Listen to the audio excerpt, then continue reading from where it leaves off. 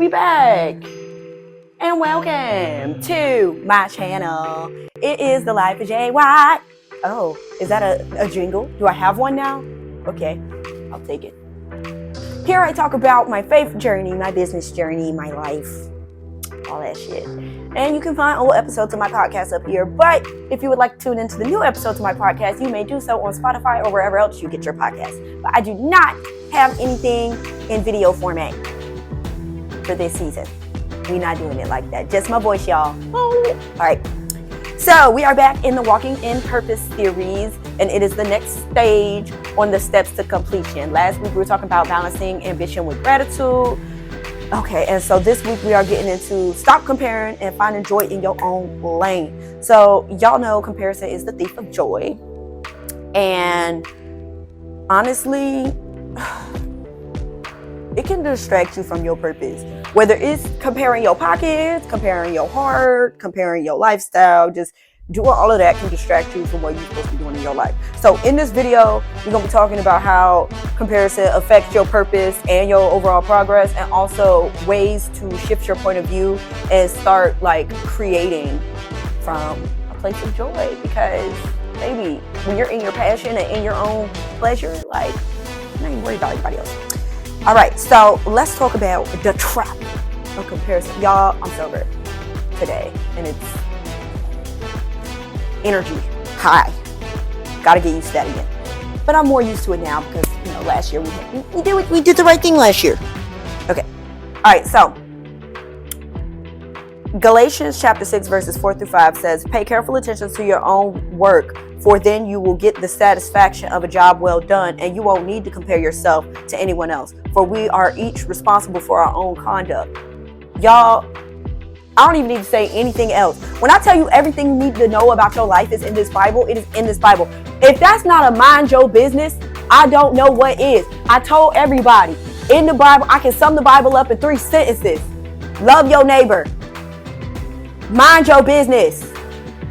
Talk to God. If you're doing all 3 of those things, if you are doing all 3 of those things simultaneously, even you talking to God, you loving your neighbor, and you minding your business, I'm not gonna guarantee your name in the book of life, but you're gonna be real fucking close. Okay, you're gonna be halfway there with that. I can tell you that right now. Okay, so let's talk about how it stills joy. Okay, so when you are actively looking to the left of you, looking to the right of you to see what the other person is doing, and then you looking back at your plate and realizing like, oh, I don't have that, I don't have this, I don't have that. You looking at ingredients and assistance and things coming into that person's life that might not even be relevant or necessary for your journey. Because like, that's one thing you have to remember, is that God gives us each our daily bread. The thing that we need to survive on each day-to-day basis is different, because we are all doing what? Living different and separate lives. So you over here looking to the left and to the right, and you're stressed out about these people having more, or these people finding love in this at this time, or these people having children, or these people doing that. And it's just like, you're not even concerned about what God has planned for you. You're worried about his plans for them and saying, why is that not your plan for me? Instead of just asking God, like, what is your plan for me? And how do I achieve that? That's the thing. And see, with that, that's how you get jealousy and imposter syndrome, because you're over here mad that God's doing something in somebody else's life, or, you know, starting something in somebody else's life, or even creating something in somebody else's life.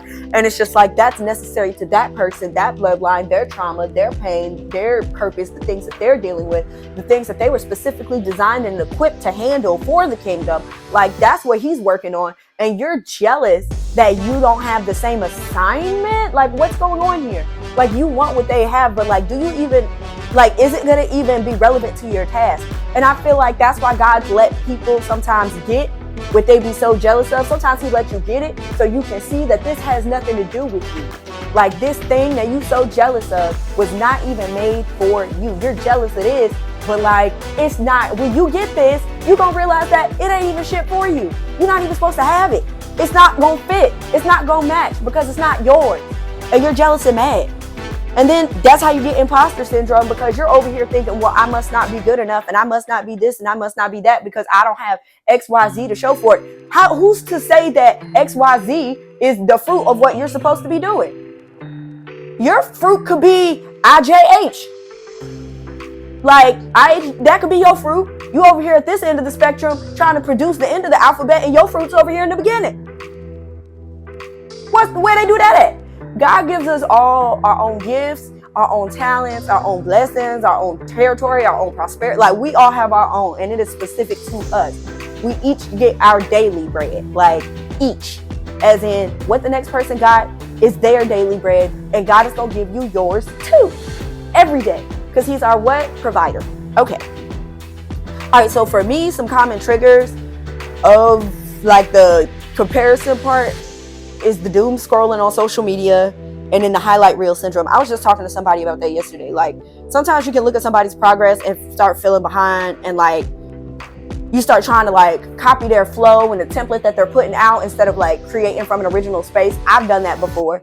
And I try to manage that a little bit more closely now, because there's a difference between being inspired by someone's approach to creating and completely biting how they do it. So for me, like, there are people like, a great example is LinkedIn.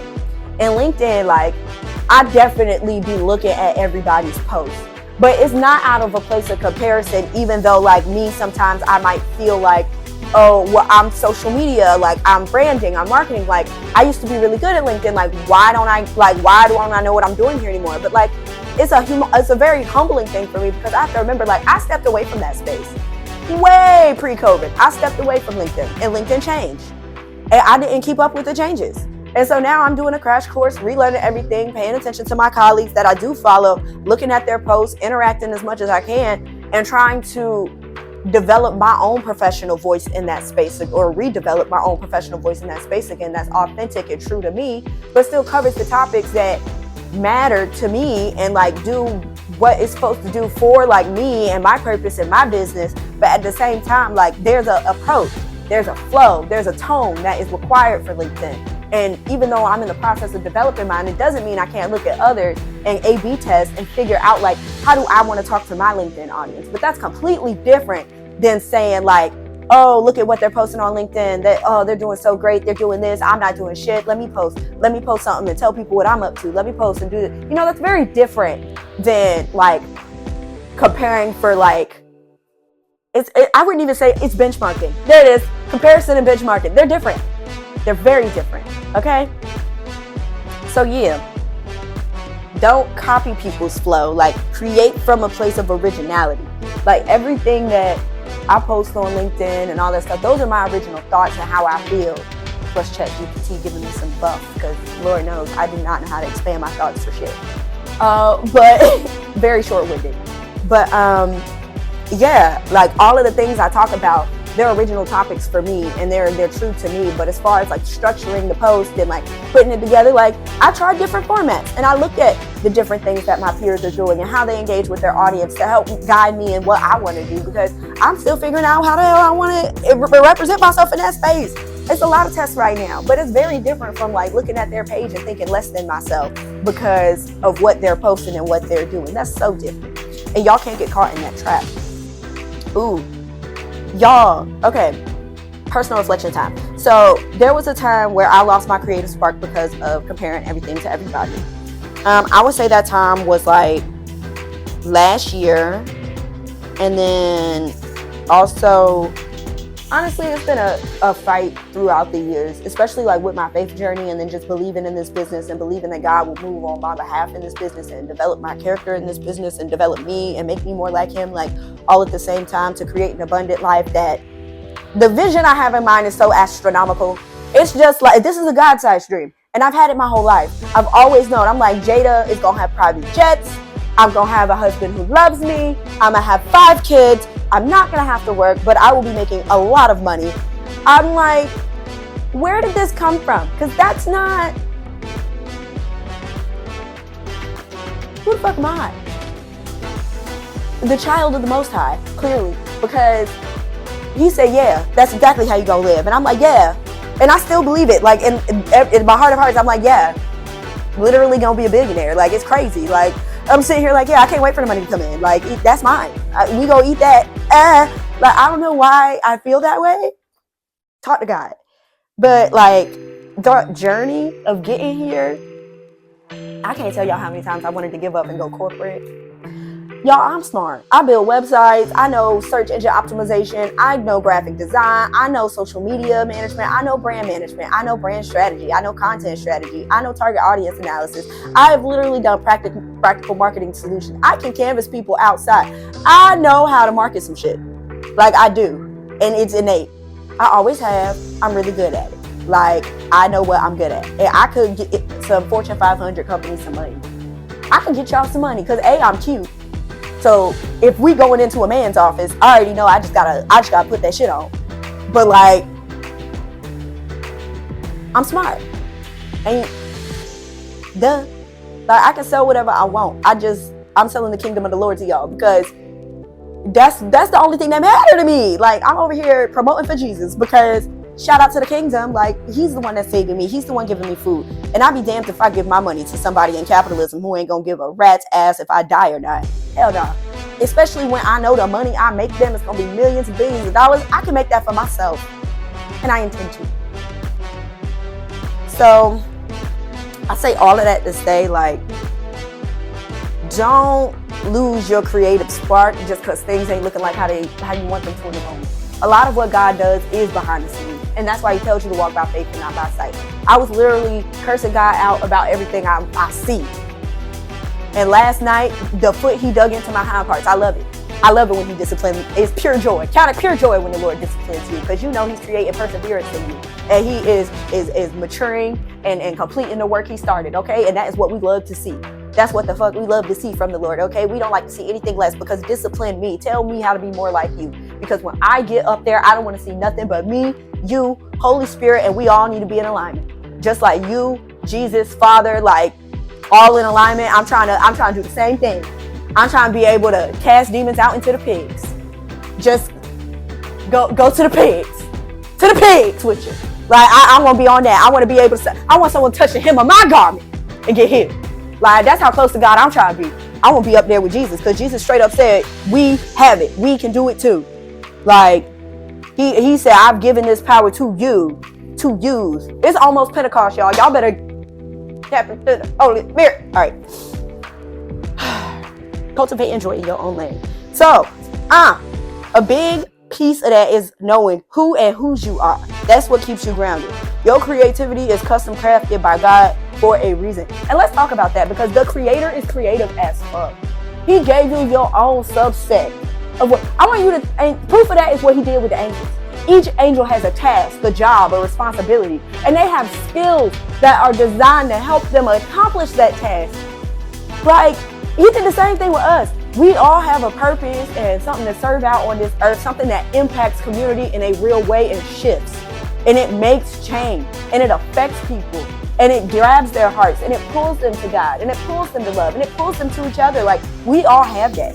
And so when you tap into who God called you to be and start like receiving that name and asking him to name you that and call you by that name and call you to that name and bring you to that, like, that's when you start realizing, like, oh snap, God gave me this, God gave me that. Like, and you don't even worry about what God gave other people, because you're so busy trying to manifest what he gave you. Like, you're developing what's in you.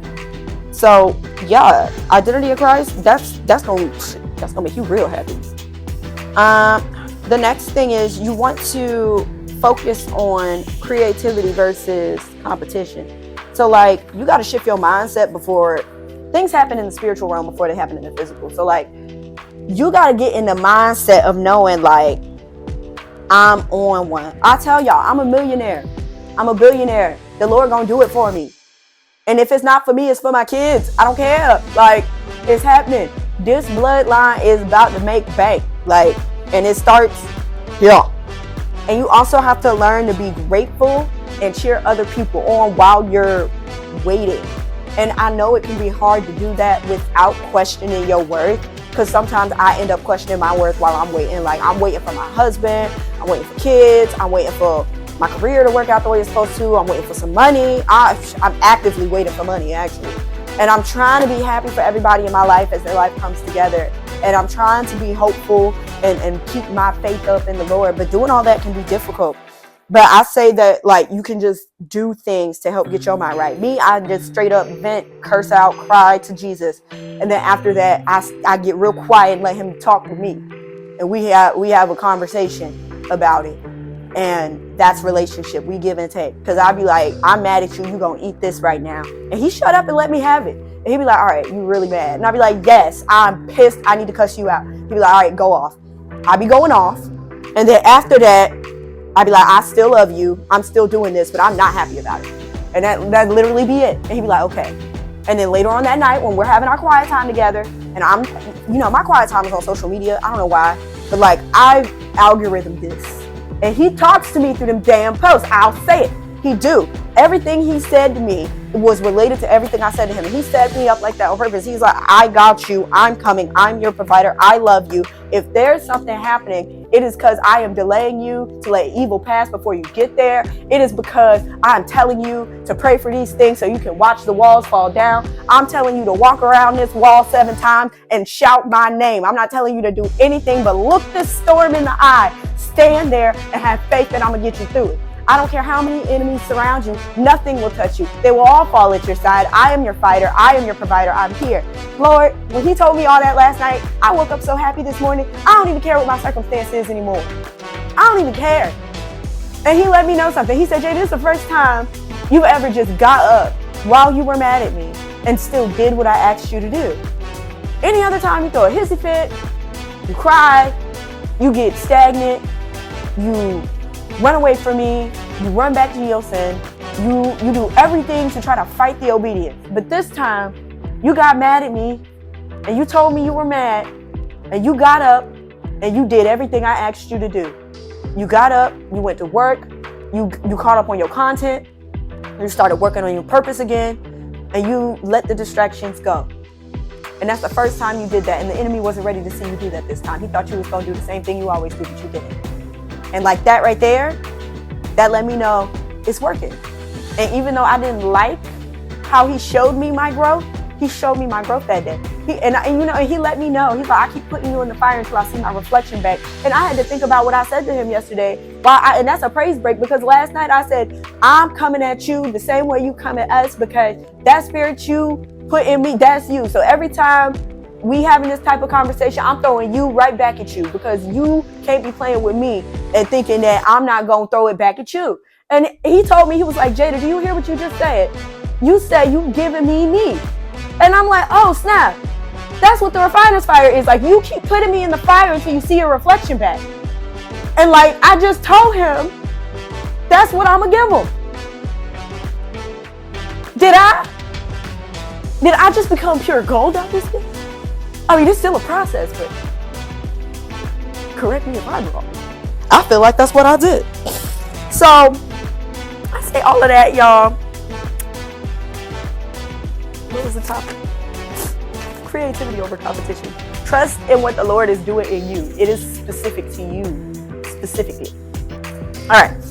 So these are some mindset habits to shift. You got to shift your gratitude, your attitude, and your prayer life. So for me, I make a gratitude list. That's everything that's going good in your life. I make an attitude list. That's where I'm speaking life over myself and how I'm going to behave for the day. And then, of course, prayer list. These are just the things that I'm praying for. And then do this every day. That's going to get your mind right.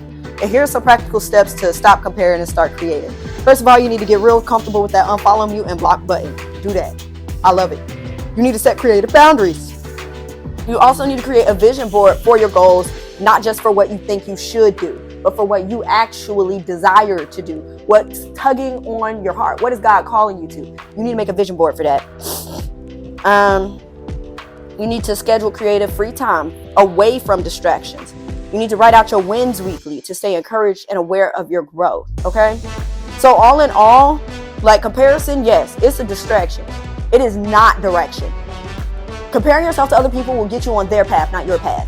It is a distraction. You don't need to do that. Your purpose is unique, and it's worth cultivating like within yourself with confidence. So you just need to remember that joy is going to multiply when you stay in your own lane that God gave you. Like God gave you this spot. Don't move. Don't, because that's actually what the enemy wants. He wants you to move from your position so he can send one of his little imps to stand in it. And that's not how we're doing this. This is a territory battle. This is a war of kingdom. This is a war of space. This is a war of voice. This is a war of like everything. Like, do not move your spot. Do not step down from your position. We're fighting right now. You got to stay in the paint. Okay? So let me know how you protect your creativity from comparison and drop a tip or a testimony below. Next video is it God or me? And it's learning to discern his voice in business. All right. As always, like, comment, subscribe, share, and I will see you soon because, yeah, I'll just see you soon. Bye.